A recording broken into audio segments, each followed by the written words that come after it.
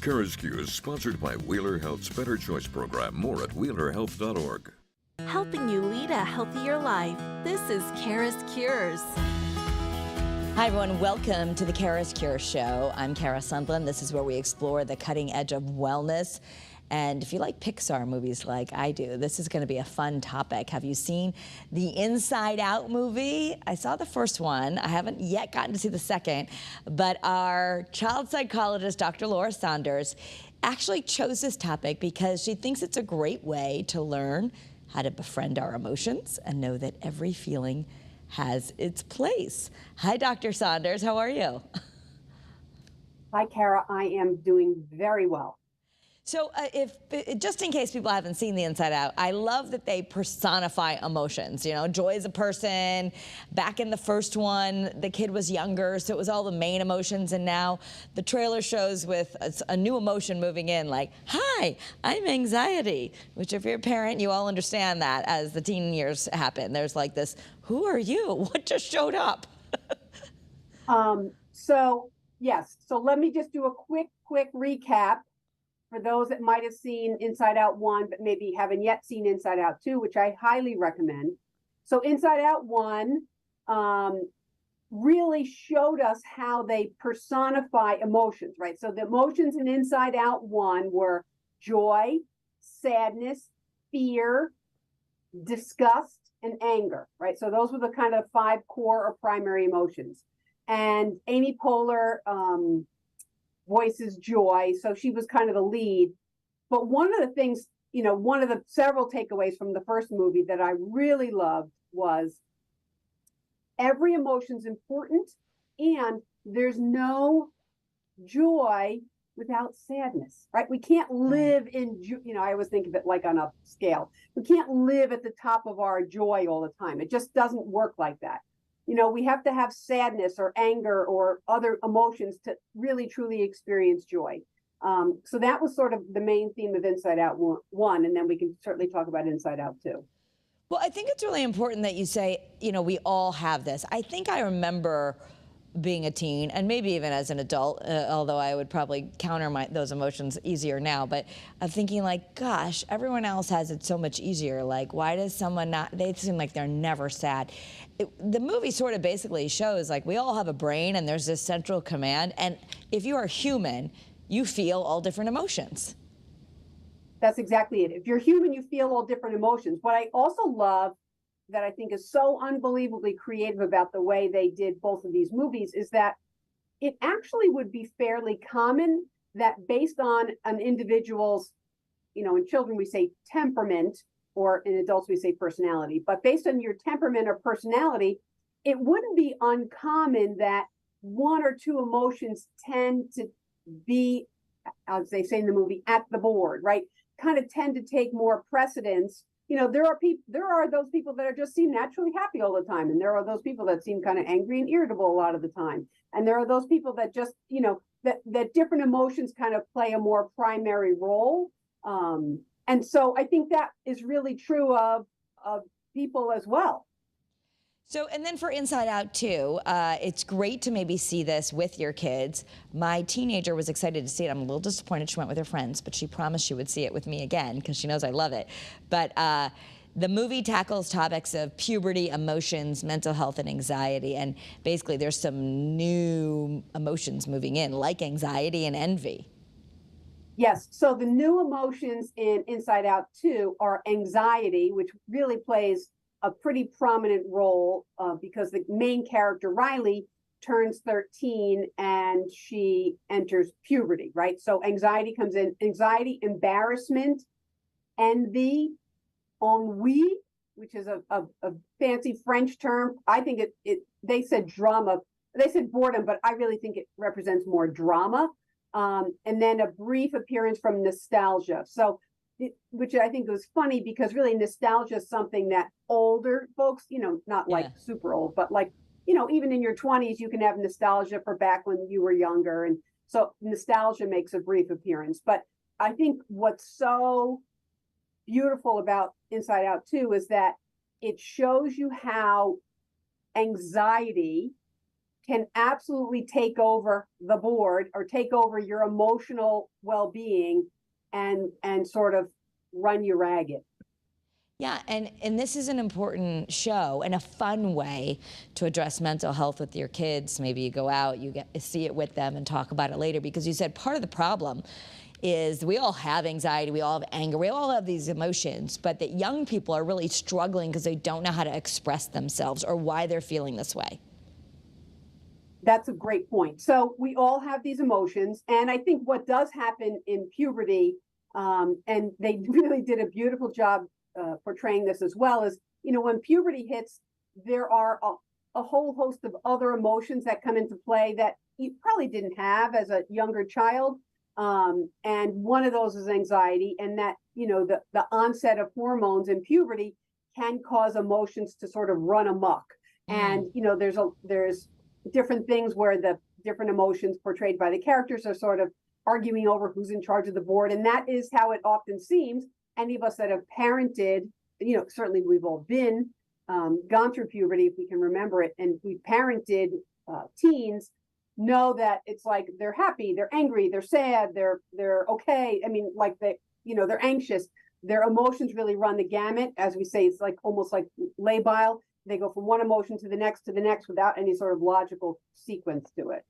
So there's an expression that they'll say, name it to tame it, when it comes to our emotions. Why does learning about our emotions, and especially for young people, really matter so that they can feel like they have, not only just feel, but actually have better mental health?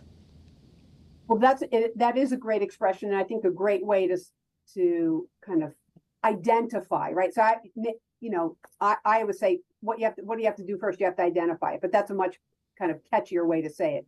You need to identify what you're feeling. Okay, am I just low energy right now, or am I actually feeling sad, or am I feeling angry about something? It's kind of like a low level irritability or anger, or it is kind of, you need to sort of name it and identify it, because then you can say to yourself, okay, I am feeling sad, but what's making me sad right now? Oh, the sky's gray and I really want it to be sunny out. That's making me a little bit sad. Or I had a negative interaction with someone this morning and that's making me angry, right? So it's you start with the emotion, and then you can start to come up with what was the precipitant or stressor that may have triggered that emotion, right? And that's a lifelong learning process, but the younger we start that process, the better. Yeah. Well, the other expression that you'll hear thrown around is what we resist persists. And that sometimes we want to shove those negative emotions in the closet and don't look. Especially those of us who've grown up thinking don't cry, or, be happy. The movie talks about there's a place for everything. And from a mental health perspective, is that an important lesson, that we all have to make room for those negative emotions as well? Absolutely. Every emotion has a purpose, even the negative or bad ones. They all have a purpose, right? I've certainly seen people in therapy that have a lot of fear about expressing anger. Maybe they saw anger in their household be out of control, so they don't ever express anger. Well, we need anger sometimes, because anger can sometimes energize us. Anxiety is also an emotion that people, there's been lots of talk about anxiety over the past, actually, I think it started a lot during COVID, but obviously anxiety has been always around. But we've talked more openly about it. But anxiety is also emotion that is not necessarily negative. Anxiety can be helpful. I sometimes use the word arousal in conjunction with anxiety, because it's like your energy increases, and your emotional arousal increases. But without anxiety, we might not ever be motivated to do things, to study for the test, or to clean your room, or to make a deadline, or to get ready a little quicker to meet your friends for lunch or coffee or dinner. So anxiety can really be a helpful emotion. It's any of these emotions when they sort of run the board, as it's said in the movie, when they run the board and that's your predominant emotion, that's when it becomes much more problematic. Riley, of course, is a girl in this movie. Are girls more prone to anxiety? We keep hearing about girls and anxiety. Do boys often have it too, but it's expressed or handled differently? That's a great question. I think that it might present itself a little differently based on a whole host of gender stereotype and gender roles that we kind of indoctrinate in our young people. But I think with anxiety, it is a little bit more outwardly expressed in females. I think for males have anxiety in essentially equal numbers, but it might come off looking like more of an angry presentation or a withdrawn presentation or an isolated presentation. But it's anxiety that's really kind of holding them back.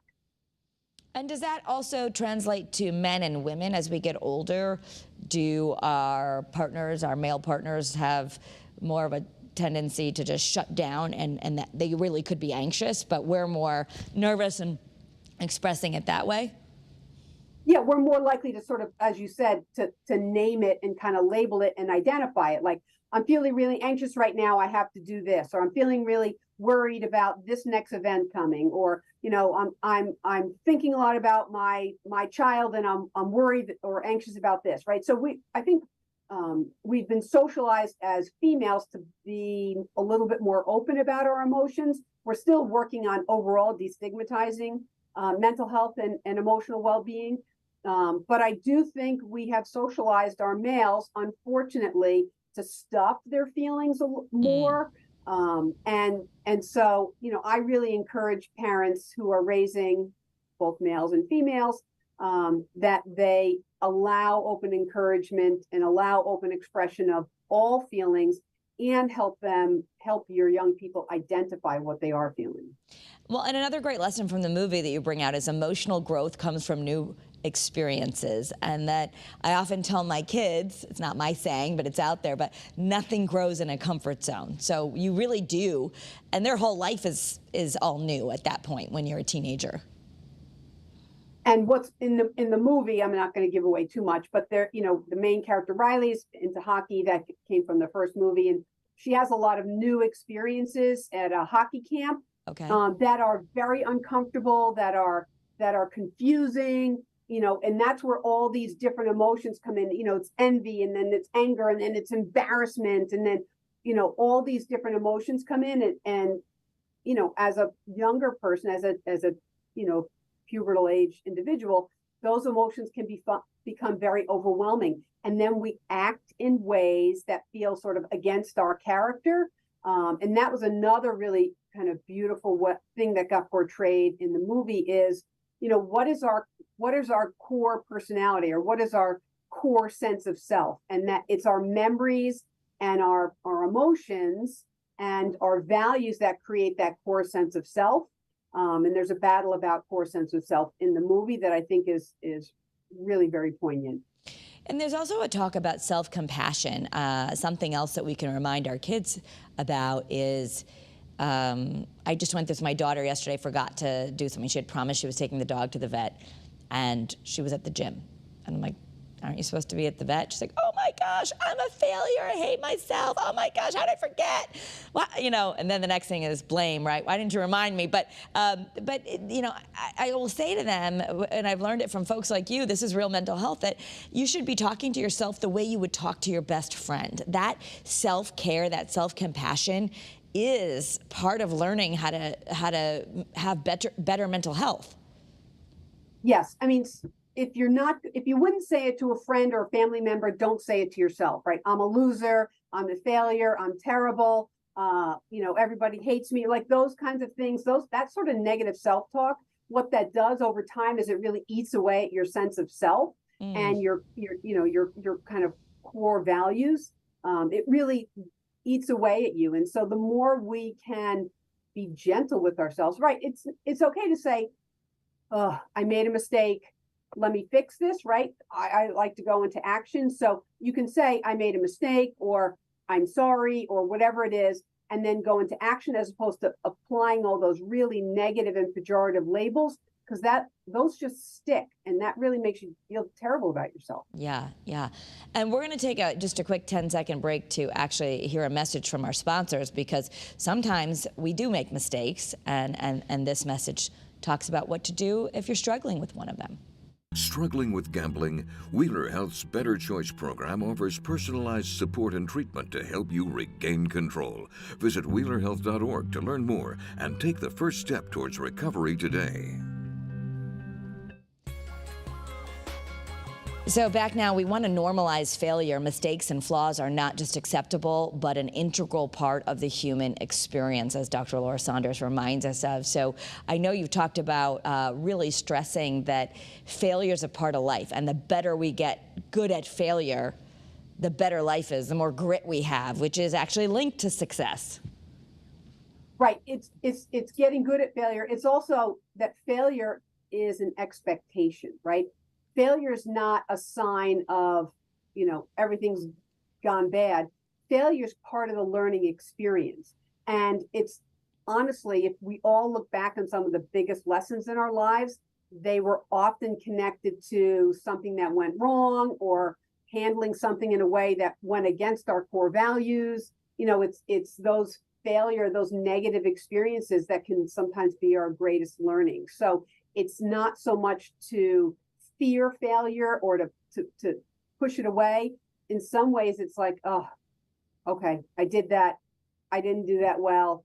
Let me see how I can fix it, right? I do like to go into problem solving mode. Sometimes you need, based on the level of the failure experience, you need a little time to take some space before you go into problem solving.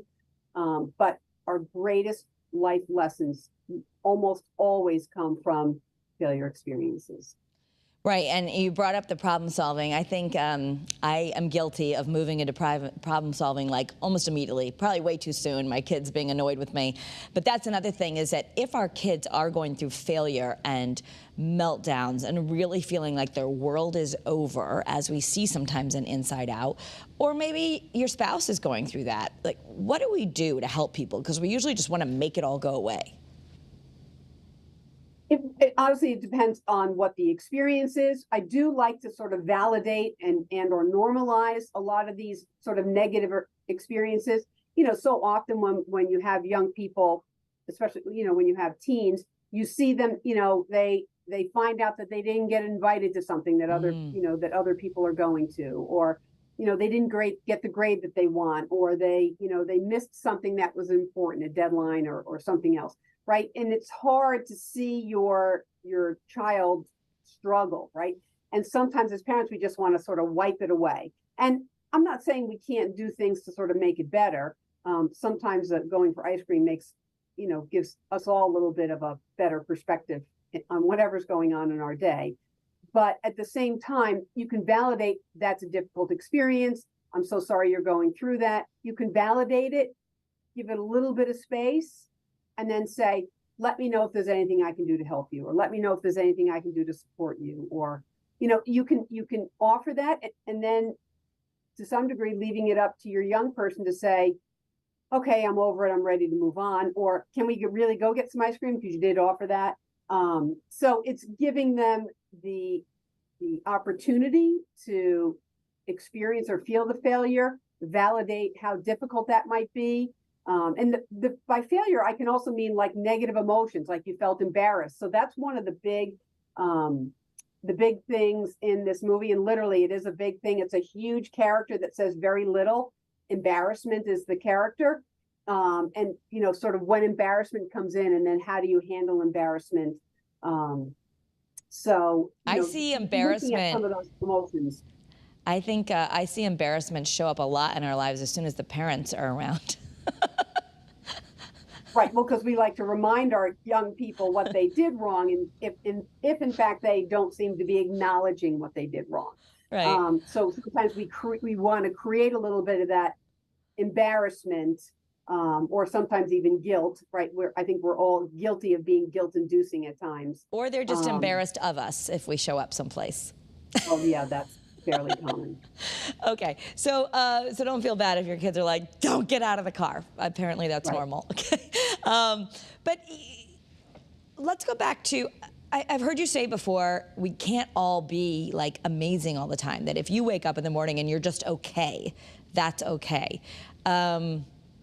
So are we have different set points, and that's part of what we need to learn, just who we are, and we might not be as jovial or happy all the time as our friend, and that doesn't mean there's anything wrong with us. Yeah, I tell people all the time, the goal isn't happiness, right? Or to use the language of Inside Out, the goal isn't necessarily joy. We can't live in those really positive emotions all the time.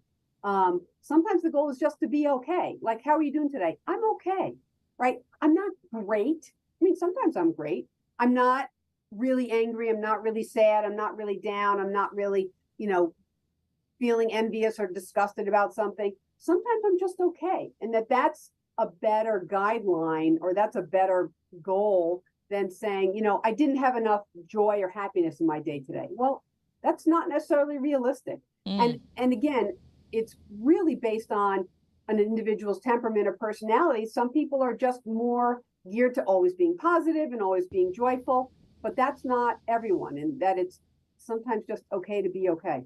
And the idea of personifying these emotions, there's another book, I think it's called The Whole Brain something, but there's some research of the idea of a brain huddle. Like, if we personify the different characters that are often in our psyche, it can actually help calm us down, help solve a problem. I don't know at what age kids are able to do that, like how much reflectiveness they have. I think that's something we get as we grow older, right? I do think so. I mean, that's more at like later adolescence into young adulthood that really starts. The goal about adolescence is what we say is identity formation, right? So who am I? What am I about? What are my values? It's how do your experiences kind of blend together to create your core sense of self? And it's that self-reflective ability. I mean, some people have it in their teens, but it's generally a task that develops as you get older. And just to get a little nerdy about like brain development, that prefrontal cortex that we talk about for emotional regulation, it's not really online or fully developed into your mid-20s, right? So a lot of times when you're dealing with teens, they just don't have the ability like we do, even though some adults don't have it either, but they literally don't have the structure to kind of regulate and be so thoughtful about their emotions as much. Right, that's where your emotional control centers, but that doesn't mean you don't hold your young person, your teen, your young adult accountable, right?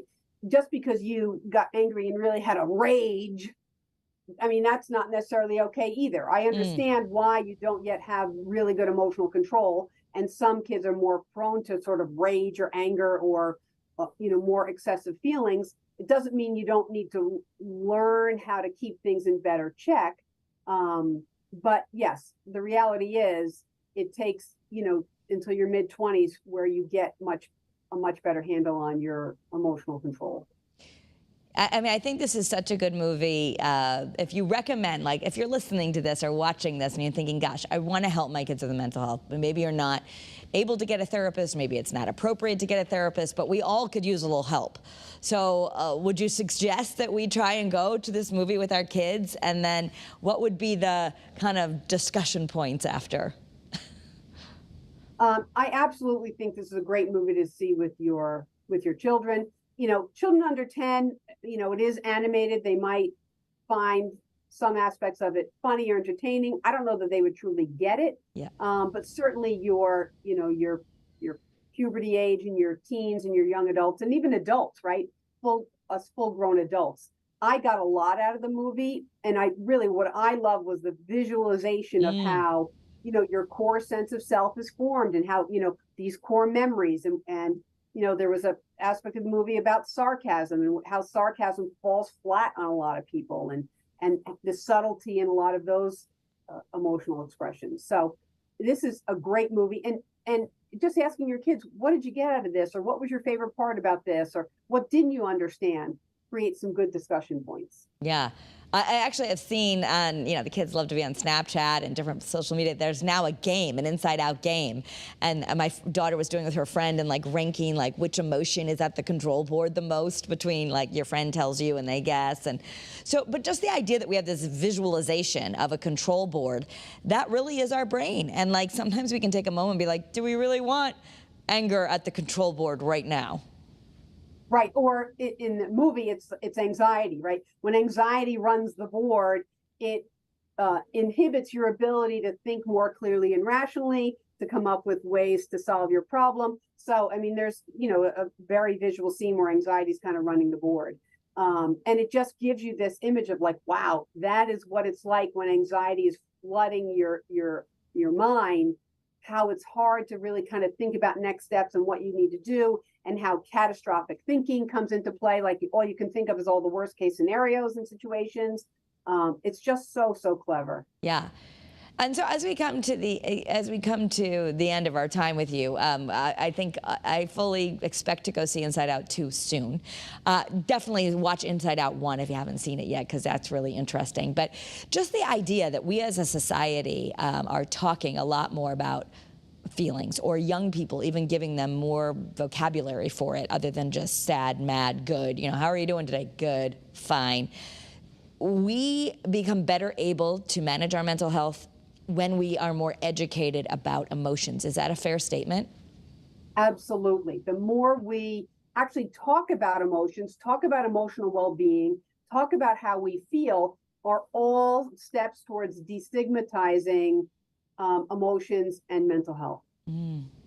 Yeah, and as we are showing the title for this episode, Befriending Your Emotions, we don't want to just put any of the emotions off in the timeout and label them as bad. There's not a bad emotion in your world, right? As I said, every emotion has a purpose, even the negative ones. It's more about how we react to things. And now, Right. Some people have a tougher time reacting to tough emotions and become overwhelmed so much easier. There's even research on these folks of highly sensitive people. I certainly know folks like that. I probably have some of those traits. But so we would understand you could just be someone who is more emotional, and that doesn't make you have poor mental health. It's a trait. It's not a negative thing, right? It's more that we need to learn how to handle the board getting overwhelmed, either your kid or you. Right. And that's just it. It is about learning about yourself, learning what emotions tend to predominate for you, learning that you might be more emotionally sensitive. You see a picture, you see a movie, it really taps into your your sadness or your empathy, right? It's really about learning what is important to us, how we feel. I only get concerned when emotions or the loss of control of emotions hinder your ability to function on a day-to-day basis, right? So up until that point, it's just about learning. Dr. Laura Saunders with the Premier Institute of Living in Hartford. Yes, she is the therapist telling you that your prescription is to go see Inside Out 1 and 2. You'll learn a lot. Thank you, Dr. Laura, for being with us. We so appreciate it. Thank you, Kara. And if you want to follow me on social media, I'm at Kara Sundlin. You can also follow the CURES Facebook group. We're happy you're here. Have a great day, everyone, and be well.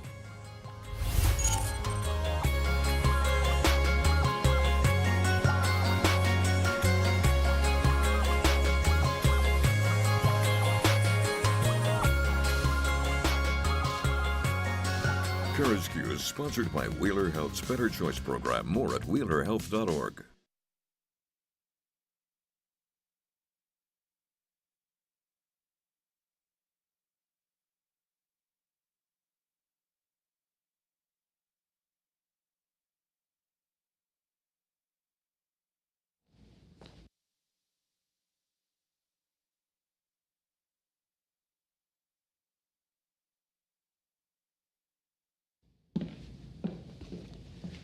Okay.